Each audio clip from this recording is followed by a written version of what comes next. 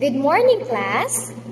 Before we start, let us all stand for our prayer. Amen. Okay, so once again, good morning, students. How are you all feeling today? So it's great that you are all fine. Okay, so let me introduce myself first. I am Teacher Shannon, together with my co-teachers, Teacher Angel and Teacher Elijah. And we are your facilitators for today. So before we start with our lesson proper, let us first remind ourselves with our classroom rules. So our first rule is to raise your hand if you want to speak. So if you have any questions, clarifications, and thoughts that you want to share here in our class, you may raise your hand. Second rule is listen when someone is talking. So if your teacher is here in front or your classmate is talking, we must listen. And our third rule is to share and cooperate. So in this class, I am expecting 100% participation. Okay, so this morning, we are going to discuss about the learner-centered lesson planning. But before that, let me first read to you our goals for today's discussion. So at the end of the lesson, the students will be able to define and explain the concept of learner-centered lesson planning, collaborate in small groups to brainstorm ideas for creating learner-centered lesson plan, and reflect on their own learning preferences and how they align with learner-centered principles. So, do you know or do you have any idea what is a learner-centered lesson plan? Okay, so a learner-centered teaching methods shift the focus of activity from the teacher to the learners. So this method includes active learning in which students solve their problems, answer questions, formulate questions of their own, discuss, explain, debate, or brainstorm during the class. So there are 4 concepts of learner-centered lesson planning. So first we have is the learner-centered learning. It implies significantly changed roles for student and teachers. Second, the learner-centered teaching is not one specific teaching method. Third, it emphasizes the construction of knowledge, strategic thinking, and metacognition. Fourth, the learner-centered teaching encourages collaboration. So it is an approach to teaching that focuses on student learning rather than on what the teacher is doing. It emphasizes the construction of knowledge, strategic thinking, and metacognition. So the teacher's role is more of that being a facilitator rather than an instructor. So the students are active participants in this learning process. The teacher helps to guide the students manage their activities and direct their learning, yes. So being a teacher means helping people, especially our students, to learn. So now let us discuss about the characteristics of learner-centered lesson planning. So first we have is the learner-centered focus. Second, the active learning. Third, collaborative learning. Fourth, flexible assessment. And fifth, this the teacher as facilitator. So to dig deeper into our discussion for today, let me call on my co-facilitator, Teacher Angel, to continue our discussion with regards to the learner-centered lesson planning. Good day again, everyone. Again, when we say learner-centered teaching, it means that teachers try to teach in ways that match each student's needs, interests, and abilities. While learner-centered learning, it means that students take charge of their own learning by setting goals and finding ways to reach them. And now we are in the learner-centered instructional strategies. Let us start with the project-based learning. Now, what is project-based learning? Project-based learning, it is an instructional approach where students engage in an extended, in-depth exploration of a complex question, problem, or challenge. Now, project-based learning, it simply means that it is a way of teaching where students work on a big and interesting problem or question for a while instead of just like learning from books or lectures. With this situation, they do hands on activities and research to understand and solve the problem. Now, let me give you an example. So, in a classroom settings, students pick real problem in the community. Like, for example, lack of green spaces. With this problem or issue, they will research it and come up with solutions. And they even take actions of it, right? By organizing like cleanup day, cleanup drive, or advocating for more plants, trees, and park in the community. So let's move on to the problem-based learning.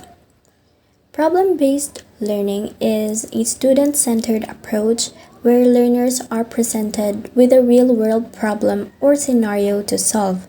Problem-based learning, this is where students are given real-world problem or scenarios to solve. Like instead of traditional lectures and textbook-based learning, problem-based learning shifts to focus to active problem solving and critical thinking. Now, for example, in real-world problem in mathematics, instead of just teaching basic formulas and equation through lectures, the teacher can present students with a real-world problem such as calculating the dimensions of an area, the perimeter, and so on.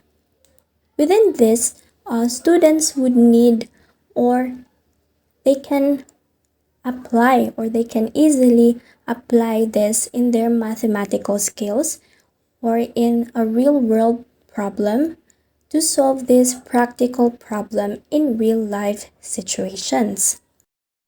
We are now in the case-based learning.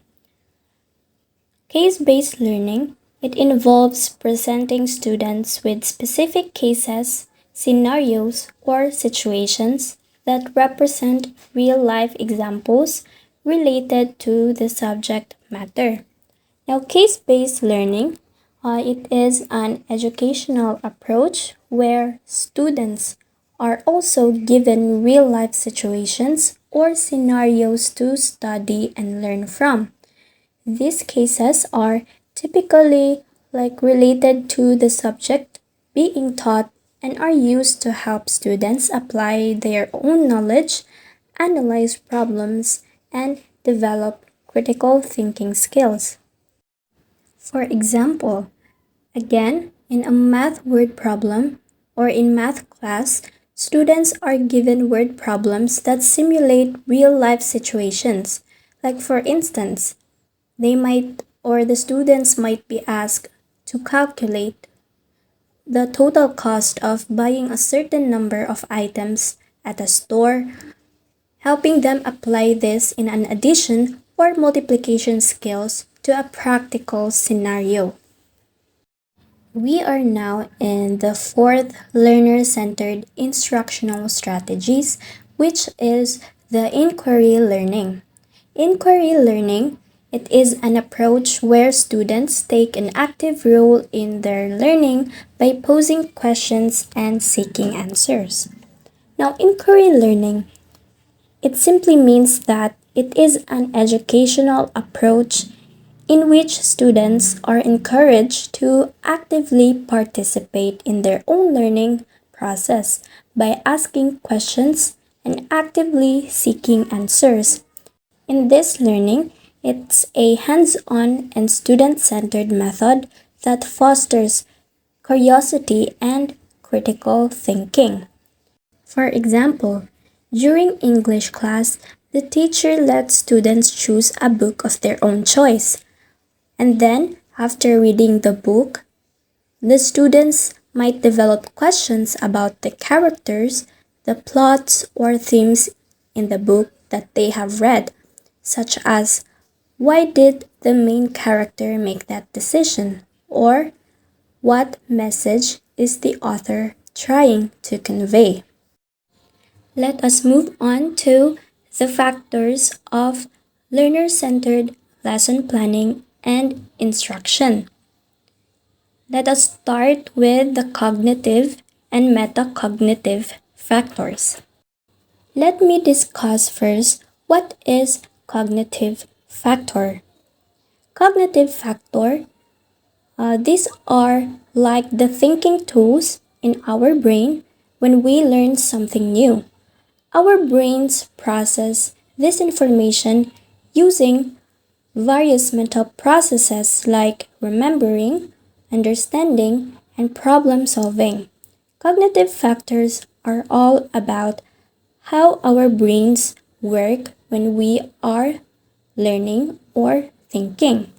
Now, in metacognitive factors, when we think of metacognition as thinking about thinking, it is like having a second set of thoughts that monitor and control the first set of thoughts, which is the cognitive processes. When you are aware of how you are learning or solving problems, that is metacognition in action. It helps you plan, check, and adjust your learning strategies. Now, under the cognitive and metacognitive factors, we have the nature of the learning process. The learning of complex subject matter is most effective when it is an intentional process of constructing meaning from information and experience. Now, in nature of the learning process, learning works best when students actively make sense of information and experiences rather than just passively receiving them. It's like building understanding, like puzzle piece by piece. Now, let me give you an example of this. In reading comprehension, rather than just having students read a story in a book and answer questions, the teacher encourages them to discuss the story, make predictions of it, and connect it to their own experiences. Now, in this situation or this active engagement, it helps them construct meaning from the text. We are now in the second one, which is the goals of the learning process. The successful learner, over time and with support and instructional guidance, can create meaningful, coherent representations of knowledge.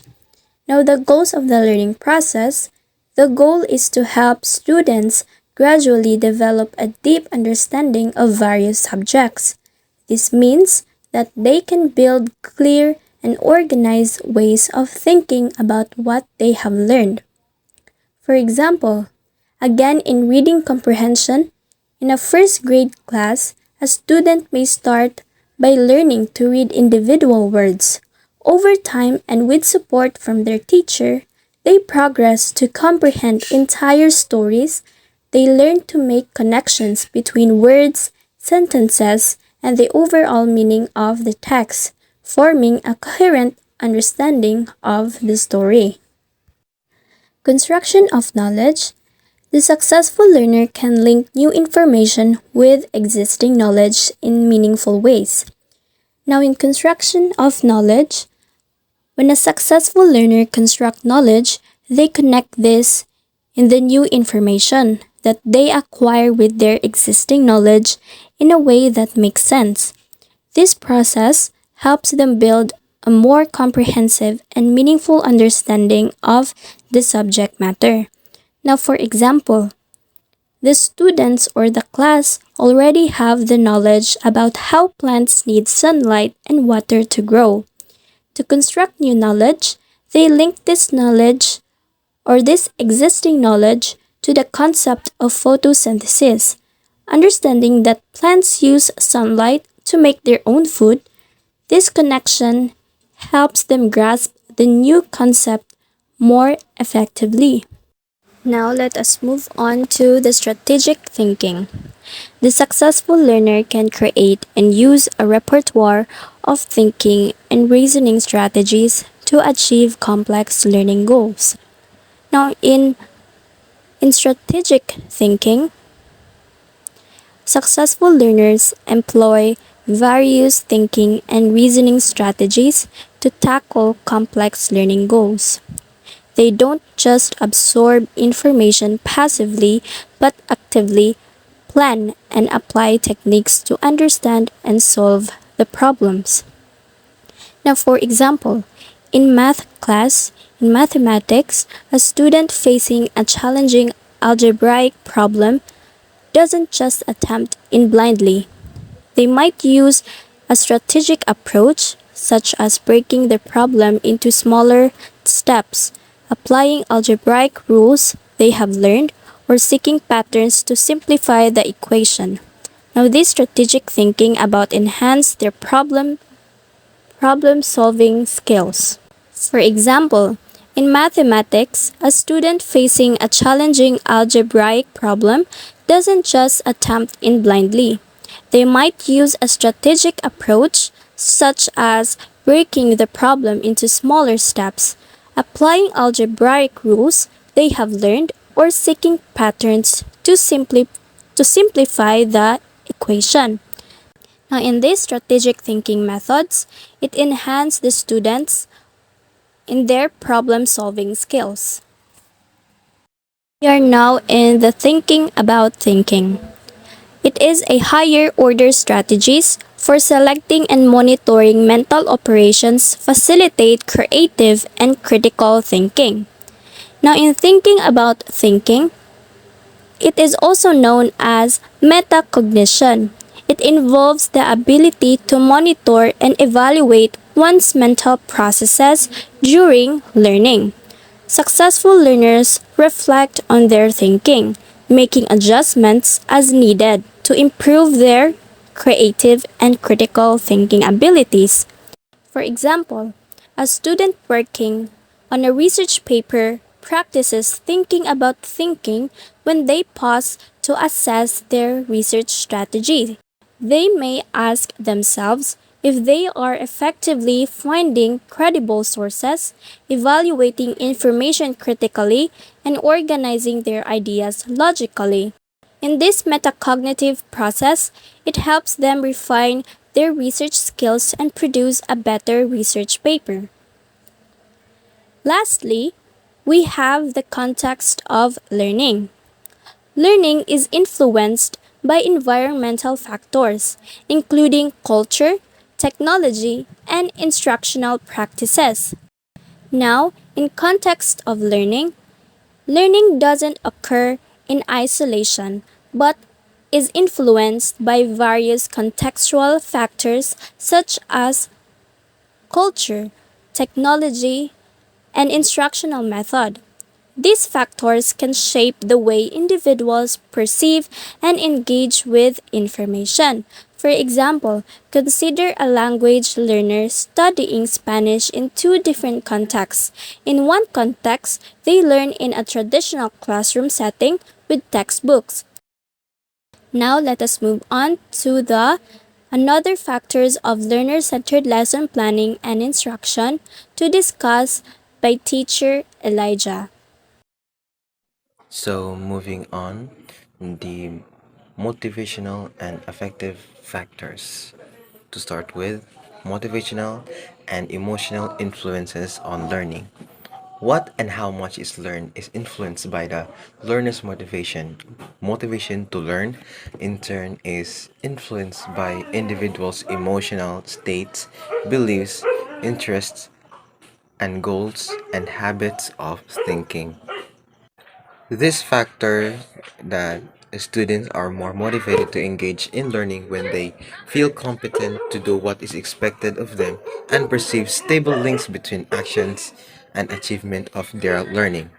They value the subject and have a clear sense of purpose in learning new things or learning in a lesson. They experience positive emotions towards learning activities. For example of this learning factor is a student in your class gets a poor mark on a quiz. Rather than decrease his effort, the resistance of this specific student will use the failure as motivation and will increase his or her efforts to ensure success on the next quiz. So this is the factor that they will put an effort, the student will put an effort to motivate their studies to ensure that in the on the next quiz they will get a higher score. The second one is intrinsic motivation to learn. The learner's creativity, higher order thinking, and natural curiosity all contribute to motivation to learn.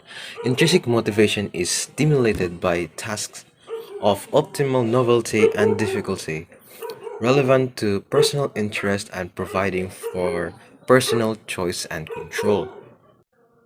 This factor, the intrinsic motivation, refers to an individual's personal interests, satisfaction, and enjoyment.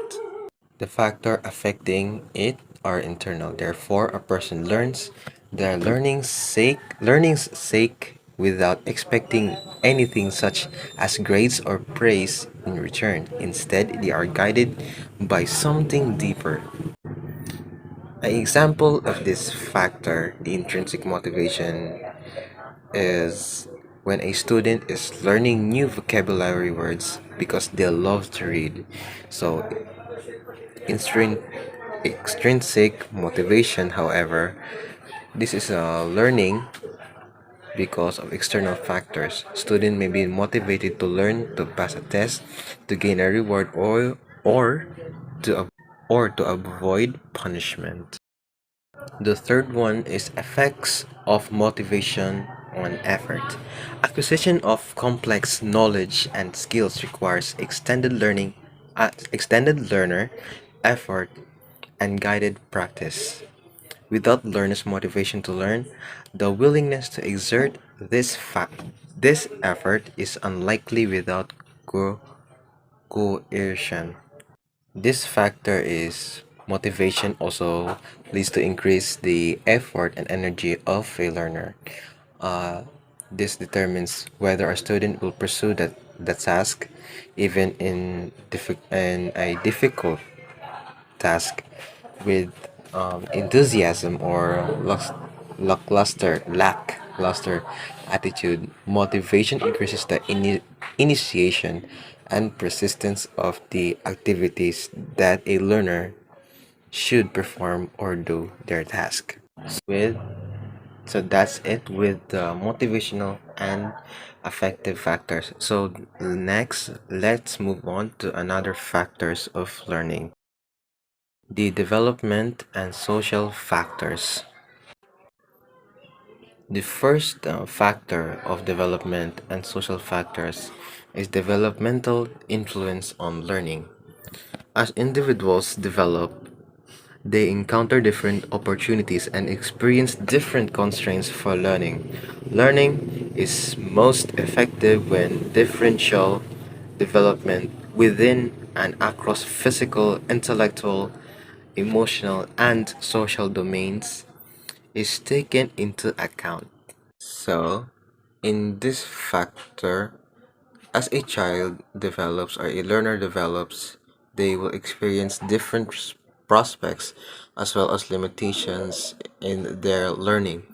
When teaching in or we in in a specific teaching, we need to take into account different forms of development, including physical, cognitive, and social, in order to ensure our students learn as much as possible.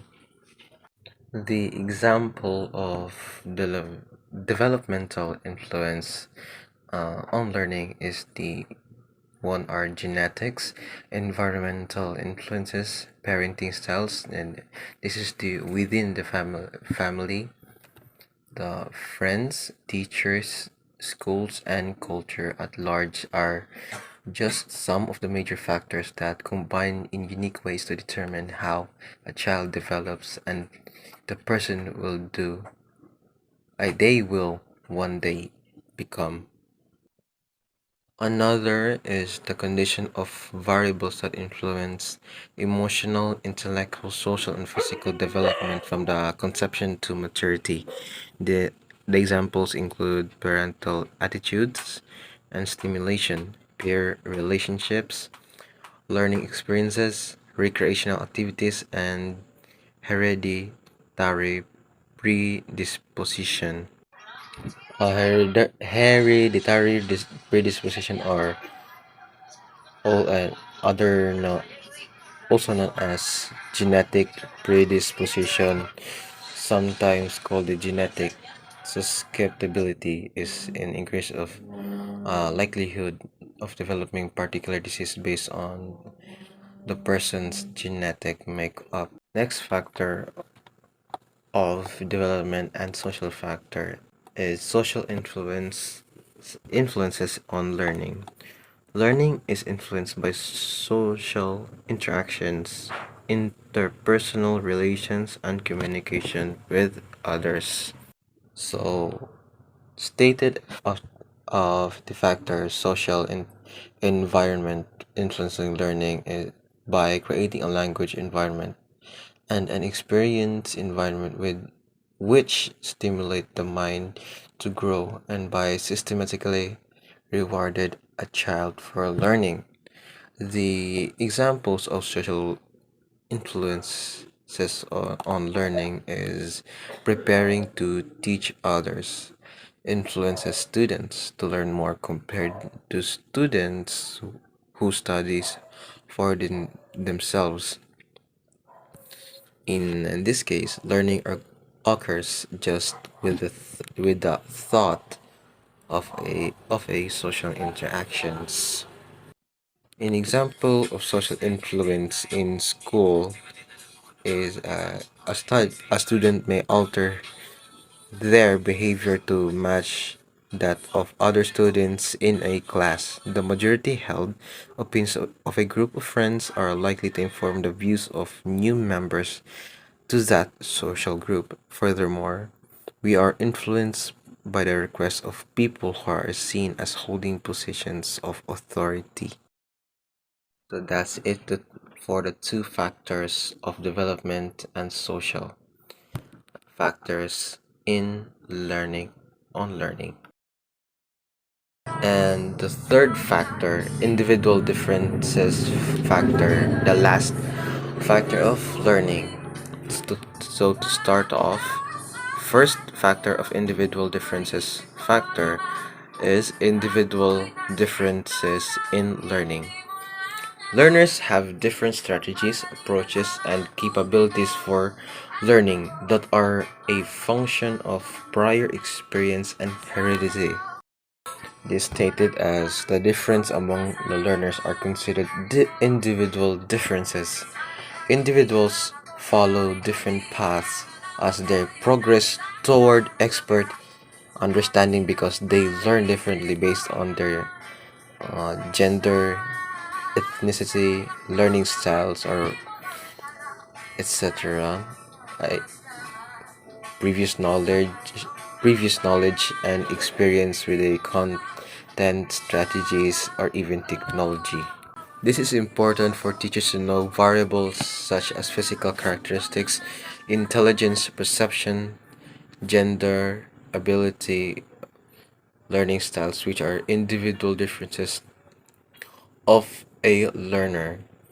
An, effect, an effective and productive learning teaching process can be planned by considering these individual intelligence or differences of different students. So, moving on to another factor, learning and diversity. Learning is most effective when differences in learners' linguistics, cultural, and social backgrounds are taken into account. So, in this factor, this means learning diversity refers to the infinite variety of life experiences and attributes a child brings to their formal learning at school. Educators seek to meet the needs of a learners. so that every student experiences success. This is very important because when working and learning with people with a variety of backgrounds and cultures present in the classroom, students gain more comprehensive understanding of subject matter. It also teaches students how to use their own strength and points of view to contribute in a diverse working environment. The diversity in learning and teaching in the classroom refers to the differences in social identities. This is a student or a person's age, race, socioeconomic status, gender identity, gender expression, sexual orientation, even disability and nationality all comprise a person's social identity. Next to the last factor is standards and assessment. Setting appropriately high and challenging standards and assessing the learner and learning progress include diagnostics, process, and outcome assessment are integral parts of learning process. So this is from the paragraph diagnostics test, assessment test, or even summative test. This is where to measure their learning about what you thought about them, or what lesson, what topic are you teaching them. So base standard and assessment. This lets students know against which criteria you will judge their work and the standards attached to each of these criteria. It tells students what performance is required and allows you to gain a sense of how your students are doing overall based on their achievement of standards. Standards or goals are put into place for teachers to follow and set for students to achieve. Assessments are used in the evaluation process of ensuring the that standards are being met. And why is assessment and are important in education? Well, it helps the students to demonstrate their learning, provide feedback on the errors they've been making, and help provide opportunities to better their performance with each assessment. Um, and for the teachers, it works as an excellent tool to figure out if their teaching methodology is working or not. So that's all for the three factors. So the three factors are motivational and affective factors, which comprises with three factors: the motivational and emotional influences and learning. Second is intrinsic motivation to learn. Third is effects of motivation on effort. The second factor is development and social factors, which comprises with two fa- two factors: the developmental influence on learning and social influences on learning. And the last and third factor is individual differences, which comprises with three factors: the individual differences in learning and diversity, and the last is standards and assessment. Alright, so that's it for our discussion for today, and thank you for listening.